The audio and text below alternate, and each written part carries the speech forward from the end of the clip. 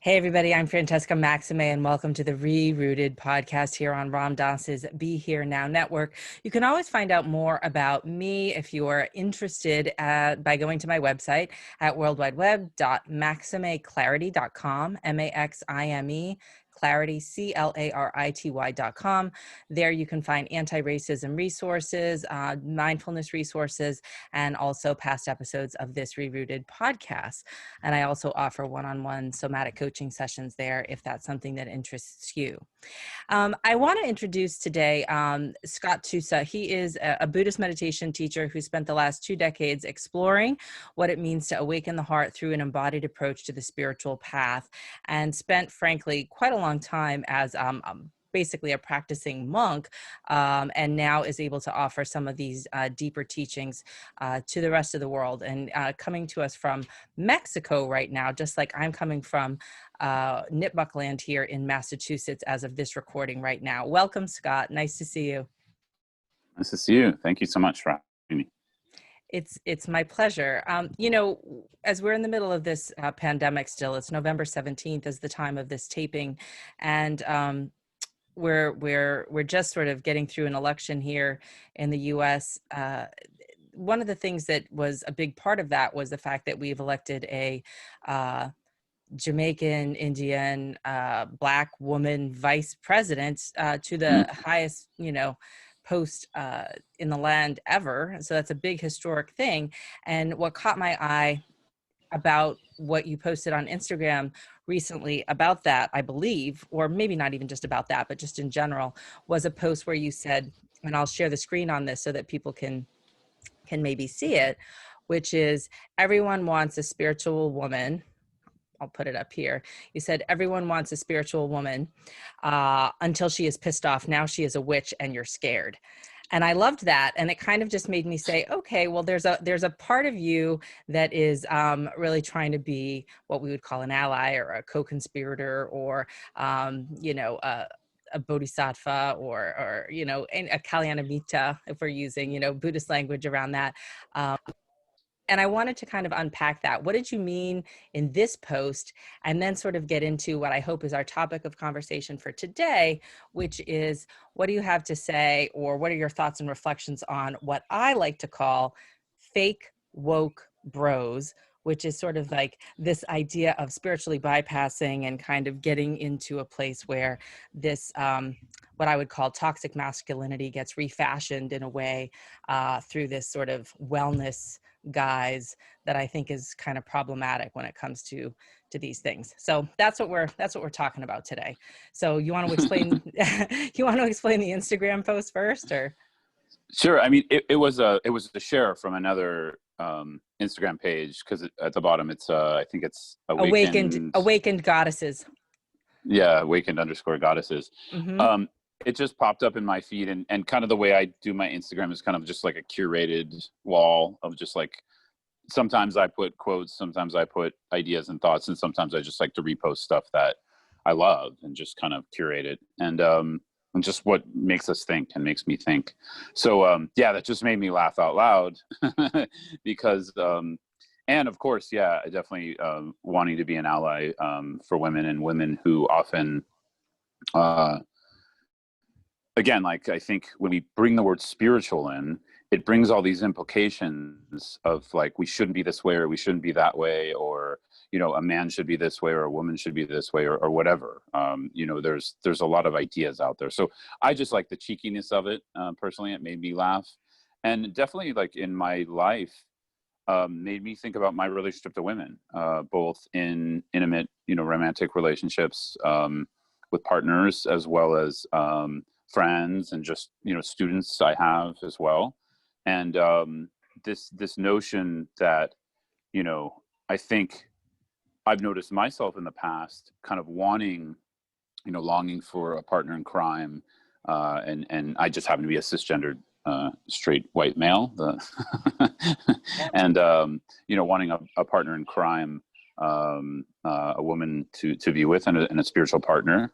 And then at the same time, learning, as I came out of my monastic life, of learning, realizing that, I have a lot to learn. coming back into the world of relationships. And at the same time, I have a lot to learn from women. And so personally for me, that's not a new idea for me or a new thought. In Tibetan Buddhism, in the Vajrayana path of Tibetan Buddhism, or the Tantric path of Tibetan Buddhism, the deeper you go into the Tantric path, whether you're going into the texts and studying them, or you're, hopefully practicing them, there's a large feminine wisdom principle within my tradition. And so that always appealed to me for the last 20 years, that appealed to me. And I think merging that with my quote unquote worldly life, or kind of the human side of my, which I don't know if there's any other side for me at the moment, but the human side of my spiritual path and relationships, just realizing how much I have to learn from women as a man, Mm-hmm. and then that means, like, how do I want to place women in my life? How do I want to treat them? How do I want to center them in my life? As like I said, in all the kinds of relationships I can have with the women in my life. Mm-hmm.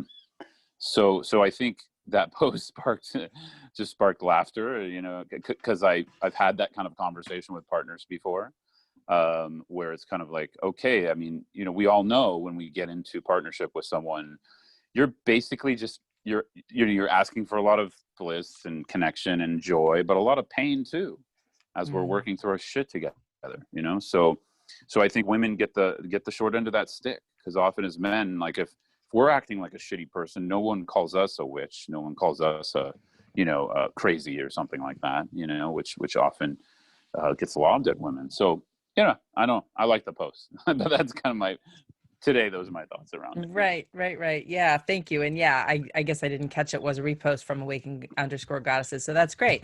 And I mean, I think this idea of what does it mean to be an ally? What does it mean to be sort of an embodied relational being? I mean, I am coming from the social location of a Haitian Dominican, Italian American, cis het, first language English, first religion, Catholic, born in Chicago, privileged in education with secondary, graduate school person, with a lot of like layers of intersectionality there. And we all have our unique story. And given all of that, you do come from what would be a more centered social location, which is the white cis het man, through which this sort of systemic patriarchy, for lack of a better word, has been in service toward, which isn't to say that you are actively trying to enable that system. It's more, I think, the whole idea of how does the Buddhist path help support disrupting that system in a way that's supportive of collective liberation. And that includes the allyship or the embodiment and even the relationality in a personal or romantic relationship that you're talking about. And so I'm wondering, around that, you're mentioning the Vajrayana path, people hear tantric, they maybe think about sex or something. Can you explain a little bit about how that's just not necessarily part of it, but that may be part of it, but that may not be all of it. But what is the whole point in recognizing the feminine in Vajrayana Tibetan Buddhism? What is the whole point in celebrating that? Sure. I just wanted to mark one thing. I do have an ethnic. I'm Jewish. You're Jewish. I know you are. I know you are. I know you are. I know. It's that whole thing of like, be white. I know we've been talking about that too. But it's interesting because I think it did give me another position in the world, and sometimes that's like Jews often are very privileged in the United States too. So that's there's often that side it's too. Both and for sure. Yeah, and my dad's side is Sicilian, Italian. So I have kind of Sicilian and then Jewish roots. But and I think that's just to name that, even though of course I'm happy to identify as a cisgendered white male, because that's kind of how my body shows up in the United States and in the world. But the reason I like to identify that is so white people can start to recognize they have ancestors and culture, and they have to start connecting back with our culture and starting to rebuild culture, because for white folks, we've just lost culture, and that's why some of what perpetuates a lot of, in my opinion, a lot of the problems But anyways, that's maybe another podcast. Yeah, no, no, no. Yeah. All of that's really critical. And I mean, we've talked a lot about that kind of thing. And it's not really for me to say, like, you know, how you are, aren't. I guess the thing about race as opposed to ethnicity is that race and the way in which the racial hierarchies have been very randomly constructed socially, that in this case, you present, you know, there are the people who happen to be white, I heard someone say once, which is the ones who are sort of doing the collective liberation work, which I think is kind of what you're pointing to, and the people who like identify as white, which may be more along the idea of the piece of being part of white supremacy. And so I think that you're perhaps in using that distinction might be the one of the ones who like happens to be white in the way that the structure is presented and constructed, you know? I definitely feel that way. And in my own kind of work with, undoing whiteness in my own body and how it's conditioned me and affected me, to whatever degree I can undo that. In my own work, just I've come to the acceptance, like my body presents as a white male and I have to accept that, and that's just what it is, and and I'm conditioned by that, so I'm totally fine accepting that. And then more just realizing these ethnic variants, for those who were invited into whiteness, are important to recognize, because it can give us some ancestors and some roots to connect with. I mean, yeah, I think that's critical. Yeah, I do think that's critical. Yeah, my first, I never connected to Judaism as a religion, more my stomach connected to the food and the ethnic aspects of it and the culture of it, but not so much the religious aspects. But the first, when I started my own spiritual search for a path, before I met Buddhism, I actually practiced Santeria, which, for those of you who don't know, is it stems from the Yoruba tribe of Nigeria, but it made its way to both Brazil and Cuba. And so I practiced more of the Cuban form of it, and it blends with Catholicism. But that helped me to kind of develop some kind of ancestor practice, because that was the first thing I was taught, was like, create a shrine for your ancestors. And it really helped me to heal a lot of things. And that was when I was 16, 17, something like that. Yeah. But I want to get to your other question. But anyway, it's all relevant. Yeah. So so I mean, Vajrayana is a big topic, and it's a big system, a large system of Buddhism. We could just say Himalayan Buddhism, not just Tibetan Buddhism, because it exists in Bhutan and Mustang and Nepali Himalayas and all over. And probably at its height, it was Afghanistan was also a Buddhist country at one point. It was part of India, and so what was I going to say? So that was known as held a lot of tantric Buddhism. And we could just say, like, the more I learn about Tantra in general, I'm just going to be clear about it. Indic Tantra, not Western forms of it that kind of pull from a lot of places. Indian Tantra, what we're learning, these traditions, we're a lot more connected and there's a lot more crossover between so-called, I mean, Hinduism is a new word relatively.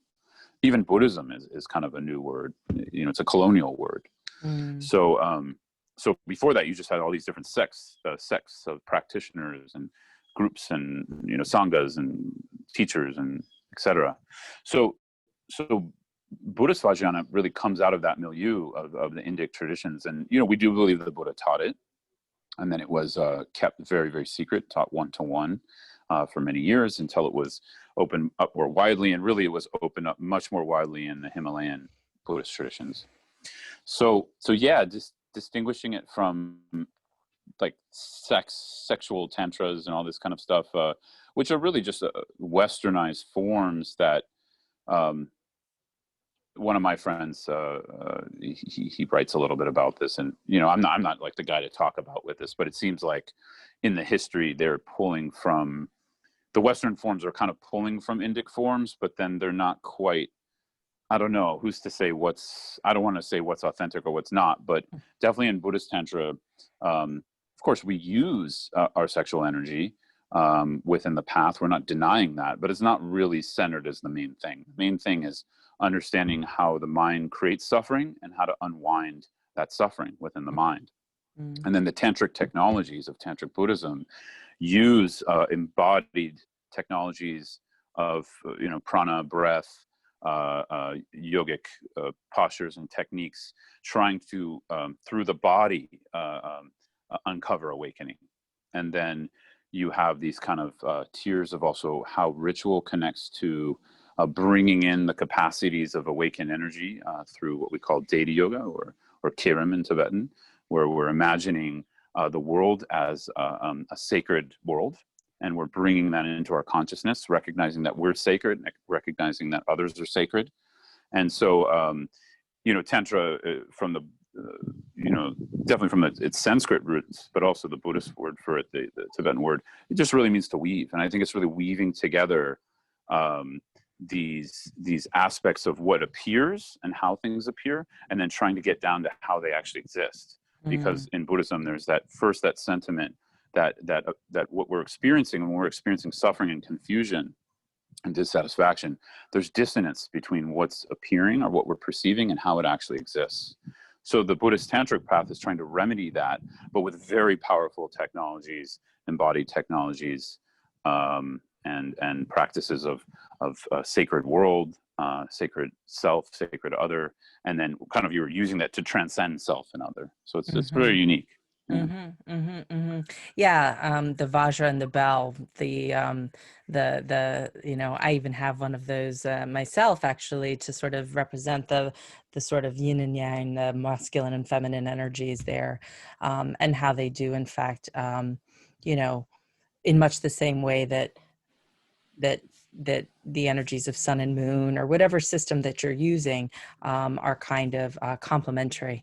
And that sometimes I feel like one of the things that happens is that because of this sort of supremacist view, or because of this better than view, or because of this certain kind of view that may be more emphasizing one kind of energy, we end up with an imbalance, and that disrupts what we would call our equanimity, or our sort of more peaceful, more balanced, more sort of wisdom state. And I'm wondering how inviting in more of the feminine, or paying homage more to that, plays out not only in your practice, but in real time, right? Because I'm always big on what I like to call applied mindfulness, which is the idea of, it's great to sit there on your cushion and to be in a cave and to do these wonderful things and have different states of being. But it's even really great when you're able to show up and know the right thing to do or not do, when you're actually in a place with real people in real time, because you've been practicing and because you've been contemplating these, these teachings. Yeah. I mean, definitely the Buddhist path, we consider there's like two wings: the wing of wisdom and the wing of skillful means. And skillful means really, it relates to activity, it relates to relationality, and the wisdom aspect relates to waking up to how reality actually is. And so when these are disconnected for us from a Buddhist perspective, we're not able to actually act skillfully, even though it may look skillful, or we think we're acting skillfully. If there's no wisdom, or sometimes we say compassion without wisdom is bondage, and wisdom without compassion is bondage. So the path is to kind of bring these two wings together and then to grow that way. So for me, definitely, I mean, this is my goal, I guess, if I had a goal, but this is like my path, to bring these together. And it's not easy, because I think it's easy to show up and say, I'm all for you, and I'm here, and I'm here to rescue you. I think it's much harder to understand the dynamics of a situation and the intricacies of a situation, the intricacies of a situation, the complexities, to be able to show up for that situation that's actually going to have lasting impact. And I think that's one of the dissonances we're having right now. Just generally, it's really hard to figure out what is truth and what's going to actually be of real benefit. A lot of us think we may know, but I think it's a little bit more complex than people give it credit. And I'll stop it. Yeah. Well, I was thinking of something that you said about when we were chatting about this, and we were texting or emailing, and you said, in my experience, there are just some fundamental pieces of humanization that are missing for many of us in American society.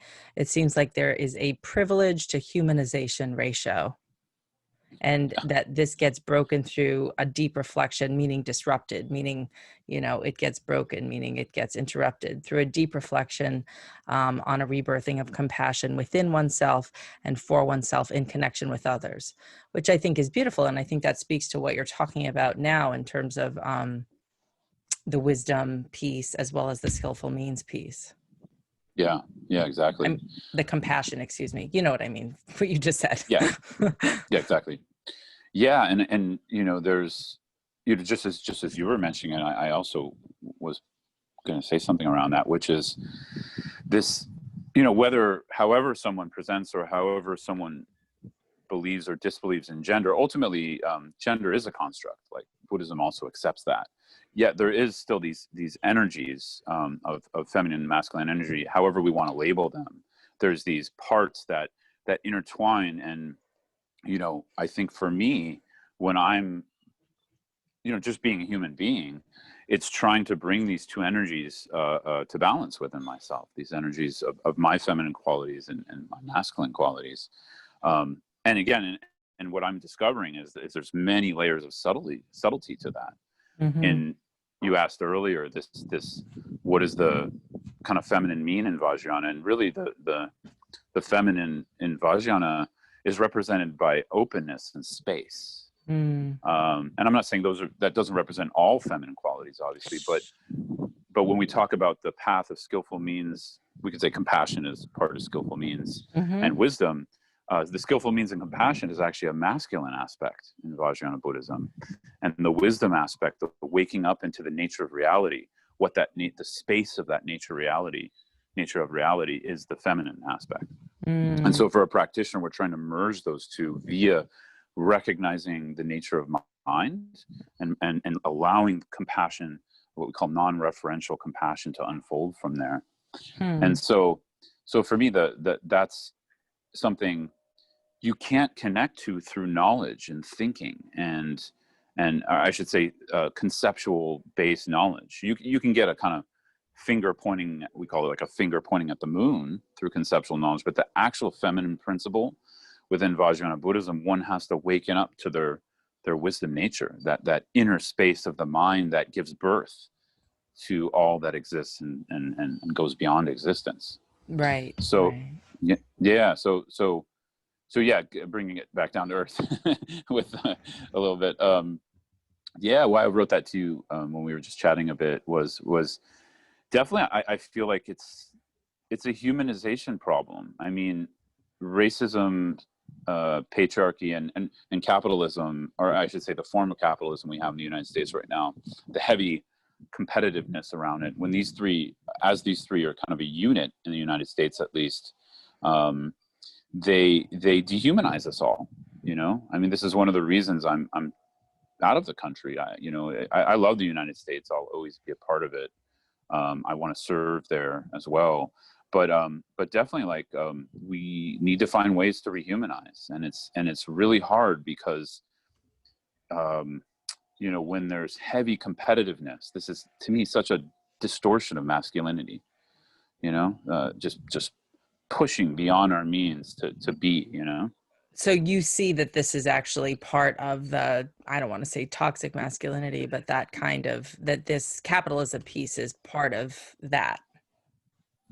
It could be, yeah. I mean, these are just kind of thoughts I'm sharing with you. Yeah. But it's the system. I guess what I'm getting at is this heavy competitiveness, this extraction at all costs, this idea of having to be better, this idea of being dominant, and sort of not maybe recognizing that spacious place as also being a place of strength and a place of wisdom and a place of sustainability and a place of balance or peace, that there's sort of just like a one note kind of a situation there about more or better, as opposed to what happens when we don't just go vertical, but we go perhaps more horizontal or multidimensional. Yeah, definitely. Yeah. I think so. I mean, it seems like that. And it's just an imbalance of definitely, like, masculine energy. That's just sort of, and not such a good form of it, because masculine energy, like everything, like, has you know, we have qualities where it gets distorted, and then qualities where we can express its more pure energy, just like feminine and those kind of spiritual qualities of them. And so, yeah, I think it's definitely a distortion, and I think the healing, I mean, I hate to say it, but until men start to help each other to heal, I'm not that hopeful, because, you know, we started, you know, you wanted to talk about kind of toxic masculinity bro culture and spirituality, you know, Well, but I mean, I see it a lot, and I just shared with you something that, you know, has been sort of making the rounds with a lot of the spiritual teachers that, you know, there's sort of this event where a lot of spiritual teachers that I really respect, you know, were sort of involved in something that called to my attention, that the, you know, potentially the organizer of this event, you know, was sort of coming from a place that felt like it was more, that it was more um more tight, more toxic, more um mm, rooted in some kind of superiority or something like that. And I guess I don't really know. I don't want to say more about it than that, but I guess that's kind of what prompted me to talk about this with you, because I do feel like even in the podcast I've done here on the ReRooted network, and I don't know, maybe it'll even happen with this one, oftentimes there'll be a lot of commentary from folks around, well, you can't be saying that, or it's not like that, or we're mm, all one, or you mentioned the idea of mm, transcendence, and, you know, this idea. And it's like, of course that's true, but what happens with the absolute and the relative? What happens with, you know, I feel like people just skip ahead and they're like, well, you know, so how does a man such as yourself, or one not yourself, maybe not a Buddhist practitioner, but just, you know, become better at doing what you're saying, which is helping one another out as men to heal this place, to heal or to pay attention to this place that deserves love and care and connection, but does so in a way that isn't bypassing, but that shows up as a real, for lack of a better word, ally with women, you know? yeah. I mean, again, like I don't know the complete answer to this because I think it's a complex problem, and so it Sure. requires kind of like some looking and stuff. But I mean, definitely, and I did want to say something about relative and absolute truth, because that's really an important thing to talk about, because I think a lot of people get really confused by this, both like denying the relative aspects of something and or denying the absolute aspects of something. And in Buddhism, we're trying to merge those a little bit more skillfully. But anyways, I can say that later. But to answer your question directly, I think just listening, you know, a lot of like, stop doing, like, take more time to just be. And I also mean this for women, because a lot of women internalize patriarchy and internalize masculinity, and you know, toxic masculinity. I see it all the time, in the way we're forced to push ourselves out there. We're forced to sell ourselves. We're forced to market ourselves.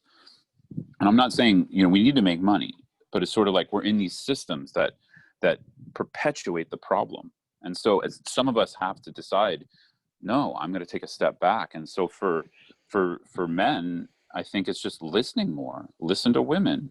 And it doesn't just mean listen to like when there's a case of assault. Of course, that's like obvious you're going to listen to that. It's more like, no, listen to the everyday things, the daily things, watch, pay attention. Don't assume you're right, you know, just, so I think we need more practices and spaces for, Mansplaining. yeah, I don't have to you know, we need more practices and spaces just to be and heal, because a lot of men are really, you know, we're wounded by this too, you know, we're wounded by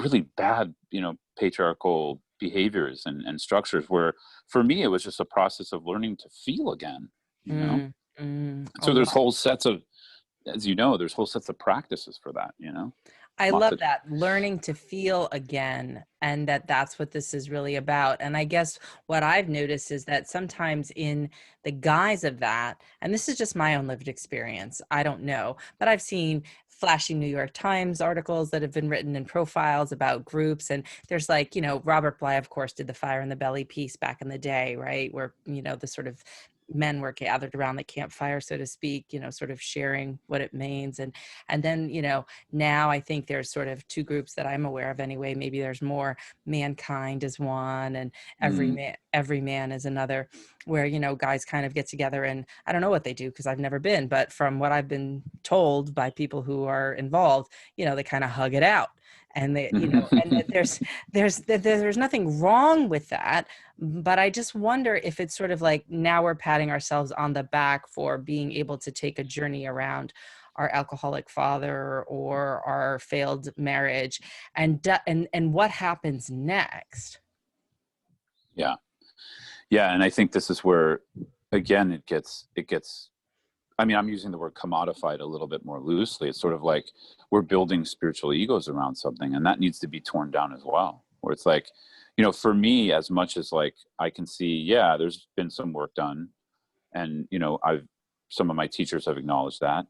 There's so much to do. I'm such a baby, you know, in my spiritual path. I'm such a, you know, some people would say, how could you call yourself a beginner after 20 years? Because I know how much there is to uncover as a human being. And of course, how that intersects with me as a man and you know, white man and all of that, cisgendered white man. So there's always something to learn. So I think it's kind of keeping this mentality of, you know, people use this term beginner's mind, but it actually means something more profound, but we can use it in this context, beginner's mind, you know, that I'm always learning. And I think for me, that helps a lot in these areas where, again, it's when it intersects with late stage capitalism, there's always this pressure to be an expert. Sorry, can I swear on your podcast? Of course, yeah. Fuck being an expert. Who fucking cares? Seriously. So we're all trying to be like, I'm the expert. I got this article. I got this gig. And it's all like just fake bullshit. And so, sorry, I'm really like, I'm in a moment where, you know, I'm reevaluating how I want to do the work I do in the world and serve. And, you know, when you go to other cultures, especially, you know, you find people not doing the same thing. You know, when you go to, you know, even in the United States, you have pockets of it. But yeah, there is a lot of good men's work being done. I have a few friends doing a lot of cool stuff. And I think it's like anything. It's like people have to just learn to be a learner, to be a student, you know, and sometimes we're in roles as a teacher, and that's fine. But when you're not in a role as a teacher, just chill, you know, learn, right? Like that's kind of how I treat it. Yeah. Yeah. And the word that comes for me is humility. And I guess when I say that word and I think of these sort of types that I'm thinking of, and again, this is a type, I'm generalizing here, which is not always recommended, but for the purposes of our conversation, is sort of what, you know, we're going with for now, is that there's a lack of feeling as though there's strength in humility. Yeah. Which feels to me like it's rooted in fear, which feels to me like it's one of the 3 poisons that we start with when we talk about the Buddhist path.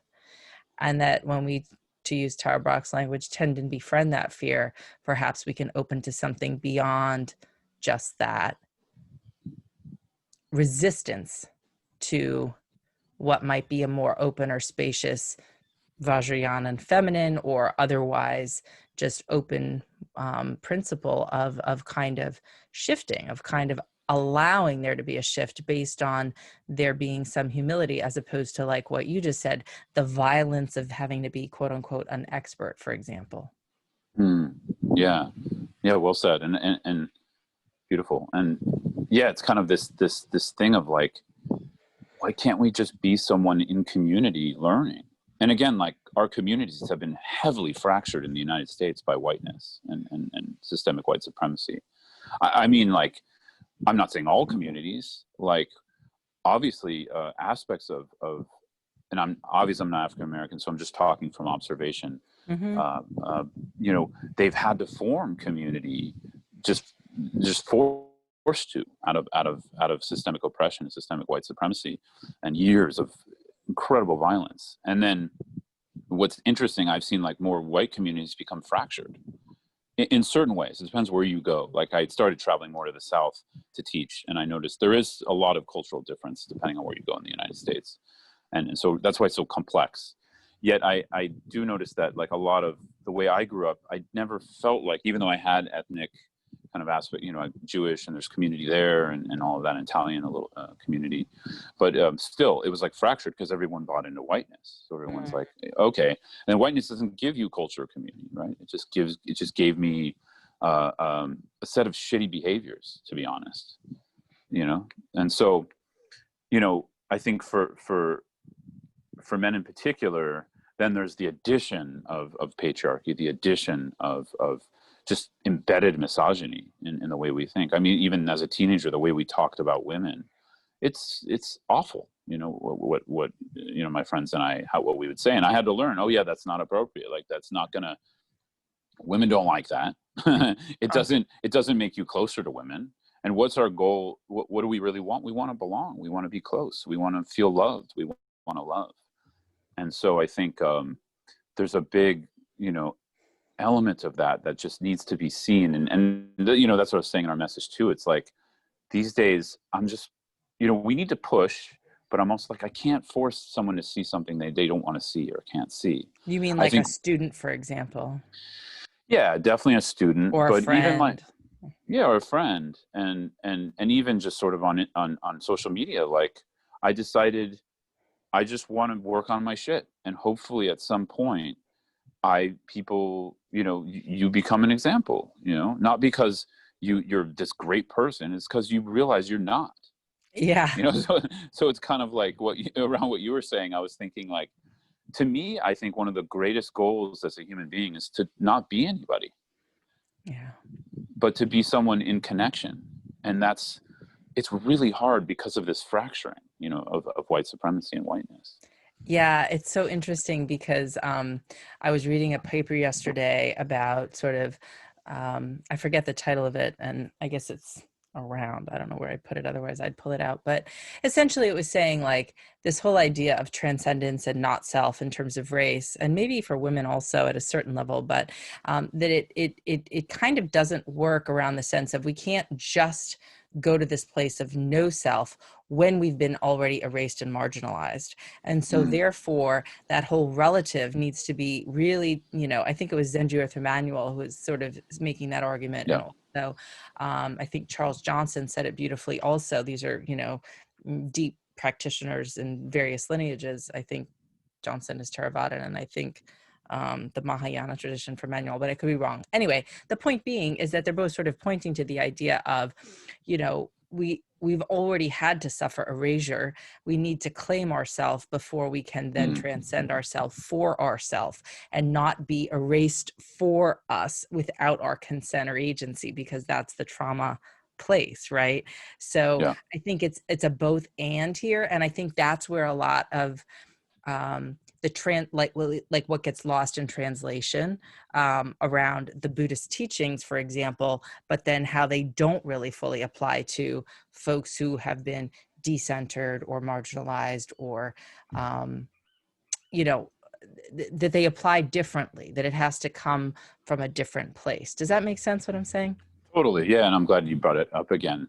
In my observation, I've seen, for instance, absolute truth in the way Buddhism talks about, especially Mahayana Buddhism, it's incredibly difficult to understand, not only realize. In my experience, like I just feel like I'm starting to grapple with it. And so I think there's a lot of not really accurate information about it out there.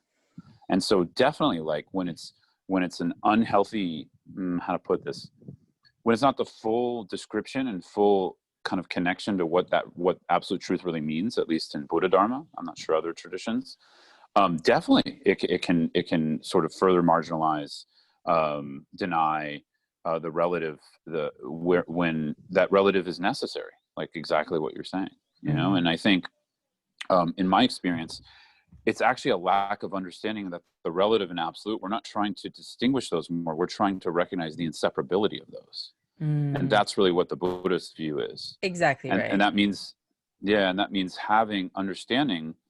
Right now we're in a body, and right, I mean, obviously, and our bodies represent something in the world, and because of how American racism has come about, specifically, that matters. Like you just, obviously what you just said is beautiful. That matters.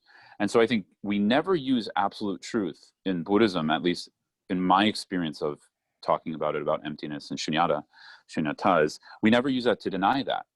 Actually, we wake up through the relative. Yeah. And so one of my teachers, Sonia Rinpoche, he says we have to learn to dance with the absolute and relative, because if we go too much into the absolute and we kind of go into the like an unhealthy form of it, we might deny just cause and effect, which is happening, and then it can be sort of like because ultimately there is no race, ultimately there is no gender, but on a relative level there is. Yeah. So how would you point to that then in an example, perhaps, as we kind of begin to wind down, how do you point to them that as an example of not denying cause and effect? So in real time, you have somebody who, for example, looks or is from their social location a lot like you, also practices perhaps, some kind of tradition, and feels, that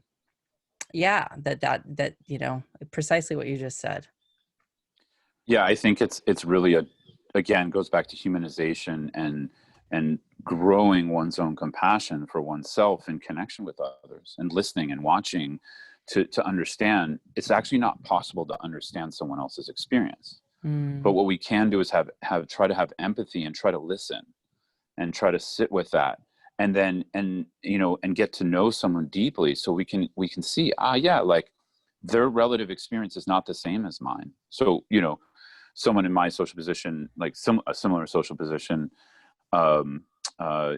that's what I would say is like white men have to just do less talking and more listening.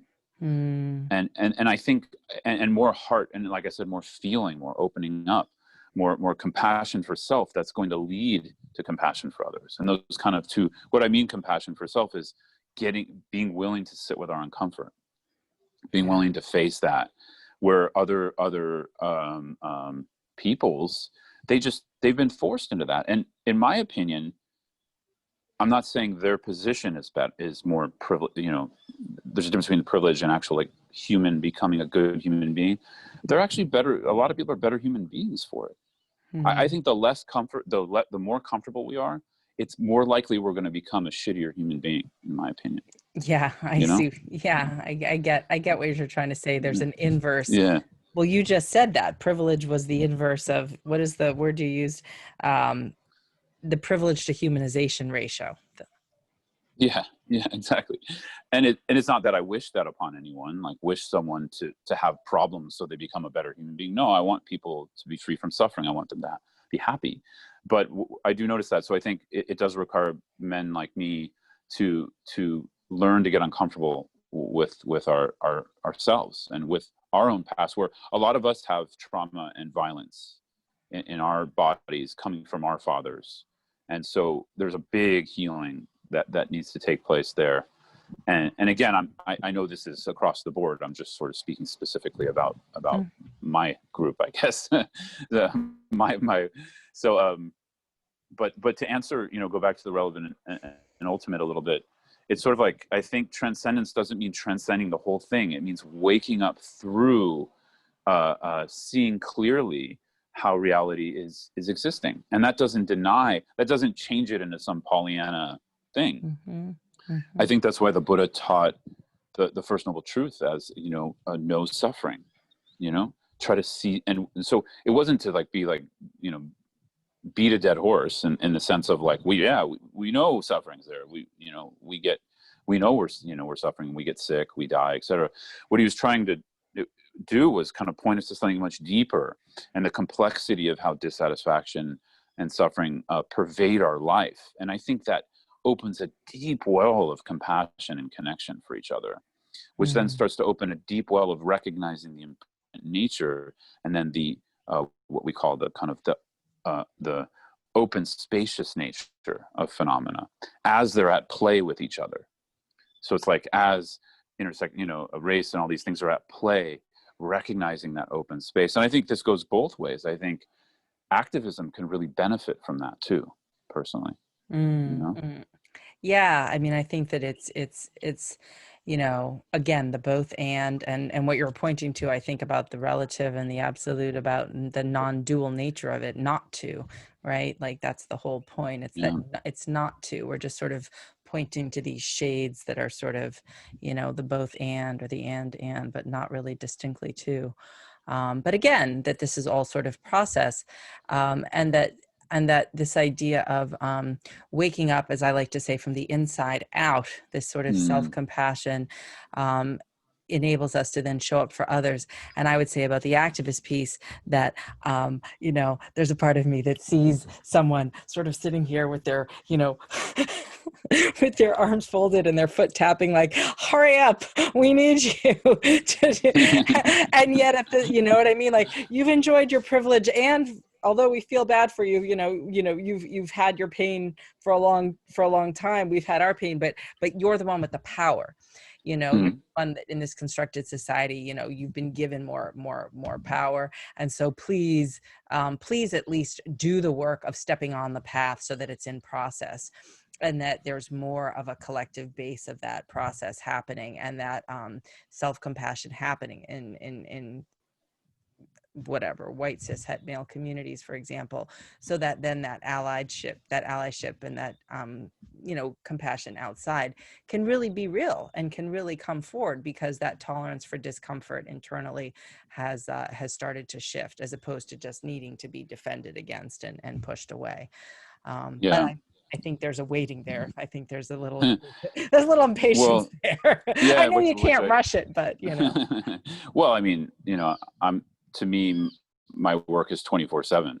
There's no rest. Maybe in my dreams, because I can't really meditate in my dreams yet, but there's really no rest. And I think for me personally, because I think change comes from a lot of angles. And this is one thing I think, tough to say, tough to do, but change doesn't always come from pushing, And so I think there's a certain amount of pushing that needs to happen, and then a certain amount of kind of rest, then push and rest.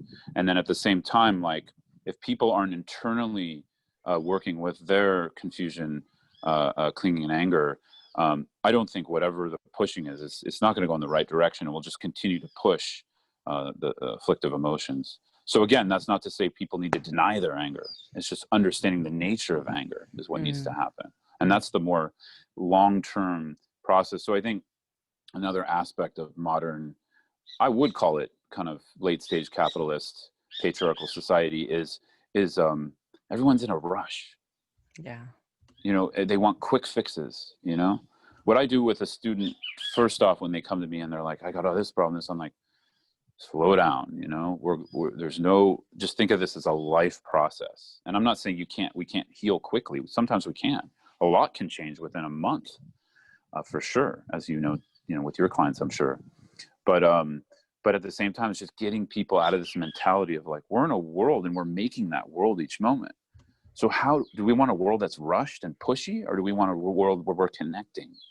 But again, when there's like direct daily oppression, violence, fear on people's bodies of color and women, I get that, and I'm trying my best. I know. For me, from my position, I serve through the spiritual path. That's my form of activism. Yeah. And also centering voices, voices of color when I can, and voices of women especially.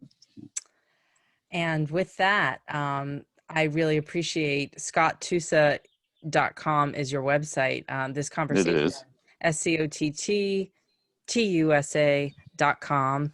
And I just want to really extend a great dose of gratitude for engaging in this conversation around what is sometimes a, prickly place. But I think that it's a beginning. And the more that we just start to kind of talk about this and just sort of air it out, the better. Totally. Thank you so much. Yeah, I love it. To me, just like, let's get into it. So I really appreciate it. Yeah. Well, maybe we'll do part 2 someday. Cool. I'd like that. All right, Scott. Thanks so much. Take good care and enjoy Mexico. Thank you. All right. Ciao, ciao. Bye now.